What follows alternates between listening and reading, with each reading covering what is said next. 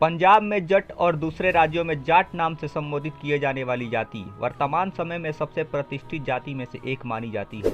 जाट क्षत्रिय समुदाय के अभिन्न अंग माने जाते हैं। इसका विस्तार भारत में मुख्य पंजाब, हरियाणा, दिल्ली, राजस्थान, उत्तर प्रदेश, मध्य प्रदेश, गुजरात के भारत के 18 इलाकों में है। तो स्वागत है दोस्तों, आज की इस वीडियो में हम बात करते हैं जाट जाति के इतिहास के बारे में। अगर आप इस चैनल पर न्यू हैं तो ऐसे इंटरेस्टिंग वीडियो देखने के लिए चैनल को सब्सक्राइब करें। जाट समाज के लोग आज के आधुनिक युग में अपनी पुरानी परंपरा से जुड़े हुए हैं। इस जाति की सम्मानिक संरचना बेजोड़ है।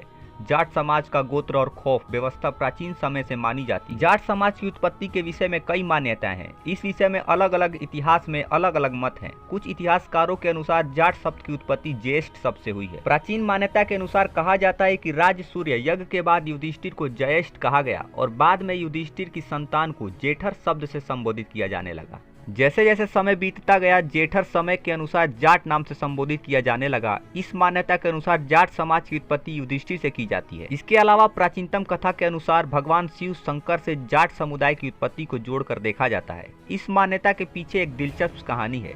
यह कहानी देव संहिता नामक पुस्तक में लिखित है। इस कहानी के अनुसार भगवान शिव के ससुर राजा दक्ष ने हरिद्वार के पास कनखल में एक यज्ञ का आयोजन किया था। इस यज्ञ में सभी देवी देवताओं को बुलाया गया, लेकिन भगवान शिव और शिव की पत्नी को निमंत्रण नहीं दिया गया। जब सती को पिता के इस यज्ञ के बारे में खबर मिली तो भगवान शिव से बिना निमंत्रण के अपने पिता की यज्ञ में जाने की अनुमति मांगी। भगवान शिव ने यह कहकर आज्ञा दे दी कि तुम उनकी पुत्री हो और तुम अपने घर बिना निमंत्रण के भी जा सकती हो। भगवान शिव से अनुमति लेकर सती अपने पिता द्वारा आयोजित यज्ञ कार्यक्रम में जा पहुंची, लेकिन वहां सती को अपमानित किया गया और भगवान शिव के बारे में बुरा भला कहा गया। इस बात से क्रोधित होकर सती ने हवन कुंड में कूदकर आत्मदाह कर लिया। जब इस बात का पता भगवान शिव को लगता है तो वे क्रोधित हो उठते हैं और वह अपनी जटाओं से वीरभद्र नामक गढ़ को बनाते हैं। वीरभद्र यज्ञ दिए जाने वाले स्थान पर जाकर नरसंहार करता है और भगवान शिव के ससुर दक्ष का सर काट देता है। इस नरसंहार को रोकने के लिए भगवान विष्णु, ब्रह्मा और सभी देवी देवता भगवान शिव से राजा दक्ष को माफ करने की याचना करते हैं। सभी देवी देवताओं की विनती के बाद भगवान शिव शांत हो जाते हैं और राजा दक्ष को पुनः जीवित कर देते हैं। इस कहानी के अंतर्गत जो इस कहानी में वीरभद्र नामक किरदार हैं, उन्हें जाट समाज का पूर्वज माना जाता है। कई पुस्तकों में उल्लेख मिलता है कि वीरभद्र से जाट समुदाय की उत्पत्ति हुई है। इस बात में कितनी सच्चाई है, इसका पुख्ता प्रमाण किसी के पास नहीं है। इतिहासकार सुखवंत सिंह के अनुसार जाट क्षत्रिय समुदाय से ताल्लुक रखते हैं। एक असली जाट स्वाभिमानी और परोपकारी स्वभाव का होता है जो कमजोर लोगों की सहायता करता है। इस जाति के लोग भगवान कृष्ण को भी अपना पूर्वज मानते हैं, लेकिन इस बात का प्रमाण किसी भी ग्रंथ में देखने को नहीं मिलता है। जाटों की उत्पत्ति के विषय में इतिहासकारों ने अलग अलग मत दिए हैं, लेकिन मुख्यतः मूल रूप से इस जाति के लोग भारतीय हैं। जाटों की वर्तमान स्थिति पहले से बेहतर है। ज्यादातर जाट मूल रूप से खेती करते हैं।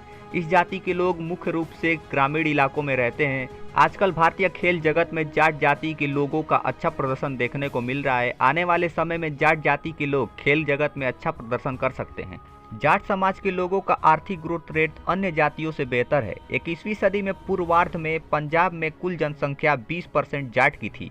लगभग 10% जनसंख्या बलूचिस्तान, राजस्थान और दिल्ली तथा 2 से 5% जनसंख्या सिंध में उत्तर पश्चिम सीमांत और उत्तर प्रदेश में रहती थी। पाकिस्तान के 40 लाख जाट मुस्लिम हैं। भारत के लगभग 40 लाख जाट 2 अलग अलग जातियों के रूप में विभाजित हैं, जिसमें से पहले सिख हैं जो मुख्यतः पंजाब में स्थित है और दूसरा हिंदू।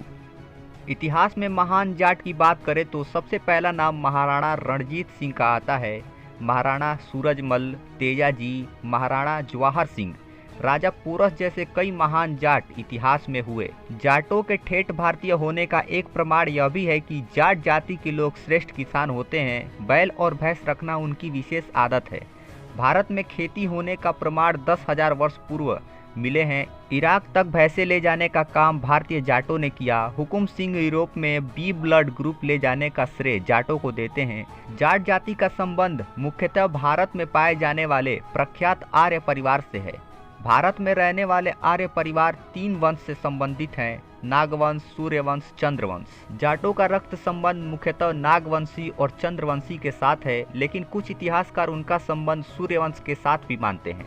इतिहासकार कानूनगो मानते हैं कि महाभारत काल में जाट सिंध में बसे हुए थे। महाभारत युद्ध के पूर्व में ही सिंध प्रवेश के संबंध में जाटों का उल्लेख होता है। दुर्योधन के शासनकाल में जाट और मेड़ वहां निवास करते थे और परस्पर युद्ध हुआ करते थे। अंत में जाट विजयी रहे और मेड़ पर राज करने लगे। समयांतर में जाटों को एक सरदार ने प्रेम पूर्वक समझाया और महाराज दुर्योधन से अपने लिए एक शासक भेजने को कहा। इस पर दुर्योधन ने अपनी बहन दुशाना को सिंधु प्रदेश का शासन नियुक्त किया। जाटों का विदेश जाना ठोस सत्य है, लेकिन उनका लौट कर भारत आना भी उतना ही सत्य है। कुछ समय के लिए जाट आर्यों को अथवा उनके वंशजों को आर्थिक, सामाजिक और राजनीतिक कारणों से बाहर देशों में रहना पड़ा, परंतु स्थितियां अनुकूल होने पर पुनः भारत लौटकर आए। इस प्रक्रिया में उन्होंने अपनी भाषा, संस्कृति और परंपरा को नहीं छोड़ा। तो दोस्तों, जाट जाति के इतिहास के बारे में यह वीडियो आपको कैसी लगी कमेंट्स में हमें जरूर बताएं। और वीडियो अच्छी लगी हो तो वीडियो को एक लाइक और चैनल पर नए हैं तो चैनल को सब्सक्राइब जरूर करें। मिलते हैं नेक्स्ट वीडियो में, तब तक के लिए थैंक यू फॉर वॉचिंग।